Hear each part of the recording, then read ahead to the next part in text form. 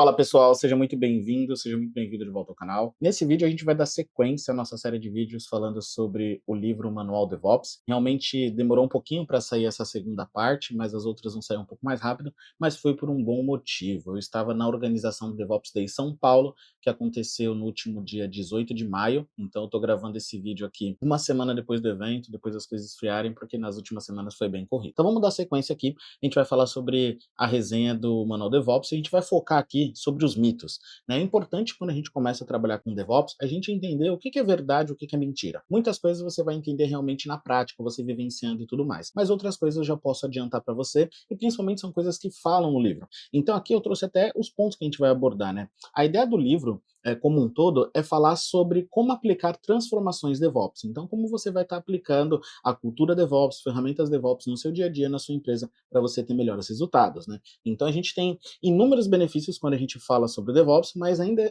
assim, existem alguns mitos que as pessoas falam sobre o DevOps. Eu vou compartilhar aqui, eu vou trazer alguns tipos de mito. Eu vou trazer os mitos que estão descritos no livro, eu vou trazer 2 comentários da resenha 1, eu vou deixar o card aqui do vídeo anterior para você estar assistindo depois desse vídeo aqui, e também um pouco da vivência do meu dia a dia. Então vamos começar falando aqui, quando a gente está no livro, ele fala o seguinte, né? O DevOps, ele só serve para startups. Então o que acontece? Muita gente vem de uma infra tradicional, até o time de desenvolvimento, o próprio time de infraestrutura, e vê grandes empresas trabalhando como DevOps. Então a gente pode ver aqui exemplos de Google, Amazon, Netflix, o próprio Nubank aqui no Brasil, Uber, entre outras grandes empresas que a gente já vê, deu palestras dos temas relacionados e que usam DevOps. Mas essas empresas, Robert, se elas são startups, só serve para startup, a verdade é que não. A verdade é que é o seguinte, toda empresa tradicional ou startup, ela teve um ponto de virada, tá? Ela teve um ponto na história ali que ela precisou, né, aplicar novas formas de trabalho para conseguir atender a demanda do mercado. Então a gente vai ver ao longo do livro que muita coisa acontece de você não ter um processo automatizado, de você não ter um controle, de você não ter uma facilidade e de seu tempo de entrega ser muito grande. Isso impacta em como você e a sua empresa vai competir com o mercado, né? E eu posso fazer um parêntese aqui de quando a gente fala sobre a nossa carreira mesmo. Então, por exemplo, saiu novas tecnologias. Quanto mais rápido você aprender, pelo menos o básico, e entender como é que funciona, você vai estar na frente de outros profissionais se você for para um processo seletivo, correto? Agora, se você chegar num processo seletivo e você não tiver as habilidades que as empresas estão pedindo, são ferramentas novas, por exemplo, você vai acabar tendo um ponto negativo, digamos assim. Mesma coisa é para o mercado corporativo, né? As empresas elas precisam gerar lucros e esses lucros são através de produtos e serviços. Maravilha. Então, essa virada aqui acontece para evitar o quê? Por exemplo, implementações perigosas e propensas a falhas. Então, acho que todo mundo aqui que trabalha com infraestrutura, até com desenvolvimento mesmo, já teve uma situação de aplicar uma nova versão ali de uma aplicação e quebrar tudo e dar uma indisponibilidade, né? E principalmente também a parte de incapacidade de lançar funcionalidades mais rápido que a concorrência, que foi o que eu acabei de citar. Então, quanto mais rápido você lança aquela funcionalidade, mais rápido os usuários vão testar, vão dar feedback e você vai conseguir ir sempre evoluindo. Entre outros problemas que pode acontecer. Essa parte da velocidade, ela está muito relacionada a outro livro que eu estou lendo também, que é o Continuous Delivery, porque quanto mais tempo você demora para entregar uma funcionalidade, pode ser que quando você entregue, pode ser que quando o sistema entrega essa funcionalidade, o que aconteça? Isso já não seja mais útil para o mercado. As pessoas já estão fazendo de forma diferente, uma outra empresa veio e fez e viu que deu totalmente errado e você vai estar cometendo os erros. Então, quanto mais rápido você entregar, melhor vai ser. Então, mito, né? A DevOps é só para startup? Não. Grandes empresas usam e vão continuar utilizando DevOps exatamente por essa virada de chave de continuar sendo competitiva no mercado, ok? Um outro mito aqui que traz no livro também é o seguinte, DevOps substitui ágil? Então, não tem uma... Isso não é verdade, né? Porque o ágil, assim, eu não vou me aprofundar muito, mas ele é um facilitador para DevOps.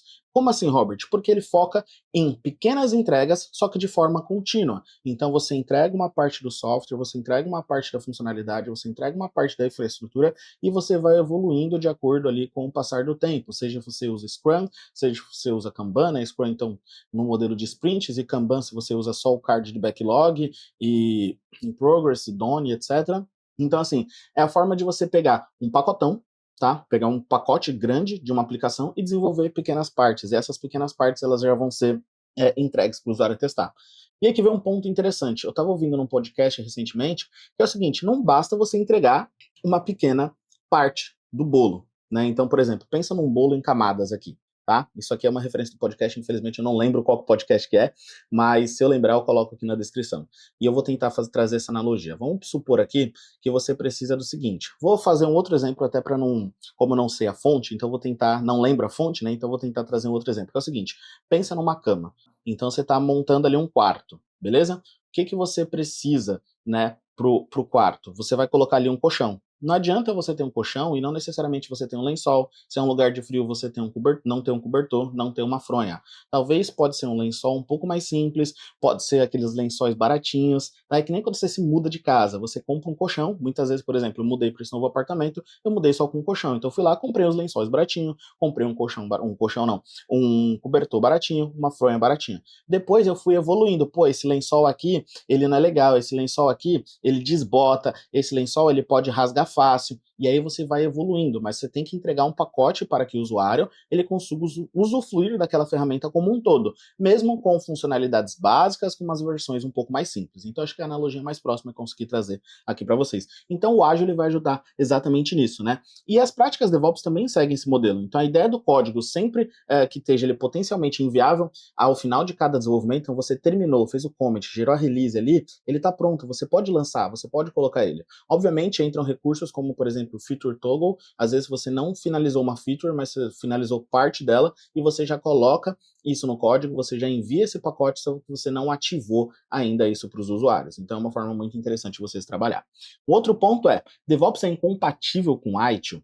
Então, para quem não conhece ITIL, ITIL foi a base, alguns anos atrás ali, para gerenciamento de serviços de TI. Então, por gerações, profissionais de TI faziam certificações ITIL, utilizavam as ITIL e tudo mais, mas o que aconteceu? Com a evolução tecnológica, acontece que a gente precisou se adaptar. Não, então, por exemplo, eu vou colocar um processo de GMUD aqui, que é o processo de gerenciamento de mudança. Anteriormente, você abria um processo de gerenciamento de mudança, essa mudança ia acontecer de madrugada, demorava horas e horas. Hoje, o que vai acontecer? Muitas vezes, mudanças simples, elas podem ser feitas de forma automatizada e durante o dia mesmo. Então, você até pode abrir o processo de GMUD para registrar que ocorreu aquela mudança, tá? Para que os gestores e todo mundo vejam. Se você for lá no repositório, você vai ver que a mudança ocorreu. Mas isso agora, então, tem que adaptar. Eu acredito que tudo é muito de forma adaptável. Não é todas as ferramentas de DevOps que você vai usar, não são todos as etapas ali do framework ITIL que você vai estar utilizando também. Você adapta para cada parte que o seu negócio precisa ali e você vai evoluindo, porque tudo isso também tem relação com a maturidade de como que você vai usar as coisas. Então, o ponto-chave dessa parte do ITIL é o seguinte: teve que se adaptar. Devido à evolução, a gente teve que se adaptar. Então, DevOps e ITIL também eles podem ser compatíveis em alguns aspectos, como, por exemplo, no caso de você ter um incidente. Então, quando você tem um incidente, você vai usar a estratégia ali de ITIL, né, os frameworks, as boas práticas que o ITIL diz para gerir aquele incidente. Um outro ponto que tem no ITIL, que é o CMDB, então gerenciamento de configuração e gerenciamento de release. Você pode utilizar também, só que agora você vai fazer isso de forma automatizada. Então, você criou ali na sua cloud, você criou seu recurso no Kubernetes, o que você faz? Tem algum processo que já registra aquilo no seu CMDB. Quando esse recurso morre, você já remove também, ou você coloca ali o status inativo, por exemplo, e aí você tem todo o controle. Mas essa parte do CMDB, então, é totalmente compatível, porque a gente vê que a gente vai automatizar muitas das etapas, ok? Maravilha. Um outro ponto aqui é o seguinte, esse aqui pode gerar uma certa confusão, digamos assim.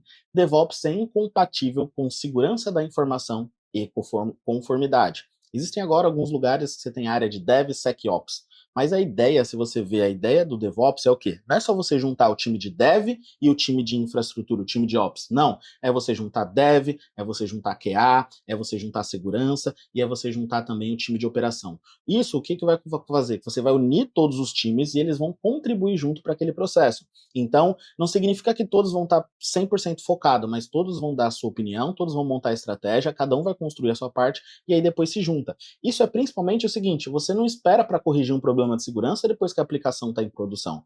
Ainda quando você trabalha com DevOps, você já vai fazer as verificações de segurança constantemente, né? Então, eu posso citar alguns padrões aqui que a gente tem quando trabalha de segurança e quando a gente coloca num pipeline, por exemplo. A gente tem um teste de SAST, e depois você pode dar uma pesquisada do que é o teste de SAST, por exemplo, que tem uma ferramenta com o Veracode, e aí você usa a CLI do Veracode no seu pipeline para fazer esse teste. Você também tem a parte de scan de imagem, por exemplo. Tem várias ferramentas, eu já usei bastante o SysDig. Então no SysDig, o que vai acontecer? Você vai fazer o scan da imagem, então você faz o build da imagem, você escaneia ela, se não tiver vulnerabilidade, você faz o push para o seu registry. Se tiver vulnerabilidade, essa imagem ela não vai nem chegar no seu registry, então não vai ter a opção de o desenvolvedor fazer o deploy de uma imagem com vulnerabilidades, por exemplo. Ele vai ter que corrigir as vulnerabilidades, as versões de bibliotecas e tudo mais, e aí depois ele sobe isso para a produção. Então sim, DevOps é totalmente compatível com segurança. O ponto é você entender a base, você entender o conceito e juntar todas essas áreas para que você construa ali um processo de CI/CD, por exemplo, totalmente automatizado e que aborde todas as partes. Principalmente quando você fala de QA também, então teste unitário, entre outros tipos de teste. Beleza? Show! E aqui vamos colocar um outro ponto, né? DevOps significa eliminar operações de TI ou NoOps, então você não ter operação. Completamente diferente. O que acontece é, a forma de trabalho do time de operação vai mudar. Então, muitas vezes você vai ver um time de operação agora desenvolvendo código, fazendo script em Python, fazendo script em Go, fazendo muito shell script para integrar determinadas ferramentas. Então, por exemplo, eu já vi cenários onde você desenvolve um script e na pipeline você conecta na sua cloud, ali numa AWS, recupera algumas informações e insere isso no pipeline, ou você salva essas informações naquela cloud, no S3 da vida, por exemplo, quando a gente fala de AWS. Então, o DevOps não vai eliminar nada de operações. O que vai acontecer é que a gente vai mudar a forma de trabalho. Isso é óbvio. Então, se você tem aquele pensamento, eu não vou mudar, isso aqui tá certo, DevOps é hype e tudo mais, eu não preciso ficar falando, já foi mais do que provado que DevOps não é hype. Isso aqui já está em uso, tá? E as empresas estão pedindo, está todo mundo utilizando, então você precisa se adaptar caso você queira se manter competitivo no mercado. Você pode até conseguir outros empregos, mas talvez o salário não vai ser tão chamativo, se você quer ganhar mais, então você vai ter que se adaptar como as ferramentas, né, como as empresas estão utilizando as ferramentas nesse caso. Então aqui, ao invés de trabalho manual, então você ter ali uma ordem de serviço e você fazer as coisas, a gente vai estar, quando trabalha com operação e DevOps, a gente vai estar desenvolvendo APIs, vai estar desenvolvendo plataformas self-service para que o time de desenvolvimento possa criar os seus ambientes, para que eles possam testar e principalmente implementar o código em produção de uma forma mais rápida possível. Então, dessa forma, o time de operação ele acaba parecendo mais com um time de desenvolvimento, só que com foco em infraestrutura. Então, tem algumas vagas que você procurar aí, que vai ter, desenvolvedor de infraestrutura. É um DevOps focado em criar automações, em criar ali integrações, facilitar o dia a dia do time de desenvolvimento. Então, você só vai ser eliminado por DevOps, na verdade, se você não se adaptar a essas mudanças no mercado, como eu disse, né? Então você tem que aprender essas práticas e técnicas ali relacionadas ao mundo DevOps. Um outro mito aqui é o seguinte: DevOps é apenas infraestrutura como código ou automação. Na verdade, não, né? Embora muitas práticas, que principalmente até agora, nesse vídeo eu falei muito de automação e tudo mais, tem coisas que a gente não precisa ter uma automação, tá? A gente pode colocar aqui o seguinte: antes de automatizar, né, é necessário uma mudança de cultura, e principalmente uma arquitetura e uma forma de trabalho que permita, né, atingir esses objetivos compartilhados entre o time de desenvolvimento e o time de operação. Eu posso dar um exemplo disso aqui quando eu mesmo comecei a trabalhar com Docker. A gente instalou o Docker manualmente, a gente ia lá, conectava no cluster e fazia ali o Docker Stack Deploy para fazer o deploy no Docker Swarm de forma manual. Depois a gente foi evoluindo, colocou uma pipeline e tudo mais. Um outro exemplo que eu posso colocar aqui é quando você fala de Continuous Integration. Continuous Integrations não é só a telinha lá do GitHub Action, do GitLab, do Azure DevOps, você fazendo o processo de CI.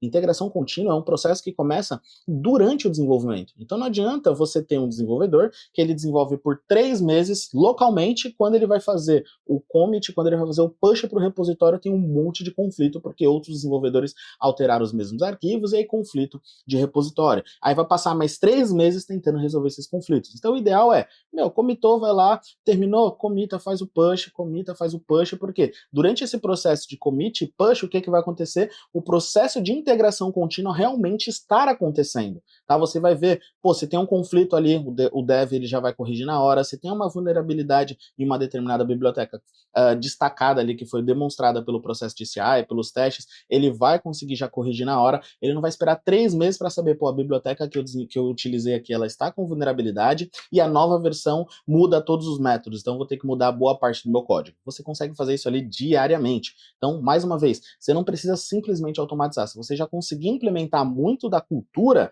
já vai ser muito útil, você já vai conseguir utilizar bastante, né, as técnicas ali de DevOps. E aí, para finalizar aqui, a gente tem alguns outros pontos, né, que DevOps só serve, por exemplo, para software open source. A verdade é que pode ter começado ali com software open source, muitas ferramentas open source utilizadas, mas hoje não. Então, se você tem um time de dev ali, você tem realmente um time onde você tem vários desenvolvedores e tudo mais, você desenvolve sua aplicação dentro de casa, né, a empresa desenvolve a aplicação dentro de casa, não open source, cara, e você vai utilizar práticas DevOps normalmente. E um ponto importante aqui, que é a única verdade que nós temos nessa relação de DevOps, e que ele vai só servir para o time, para ferramentas open source, é que o quê? Quando você tem uma ferramenta open source, obviamente você vai ter uma maior colaboração. Quando você tem uma ferramenta que está sendo desenvolvida dentro de casa, ali tem direitos autorais, tem, é uma aplicação do negócio da empresa, ela não vai compartilhar, não é open source. Então a colaboração vai ocorrer entre os funcionários daquela empresa.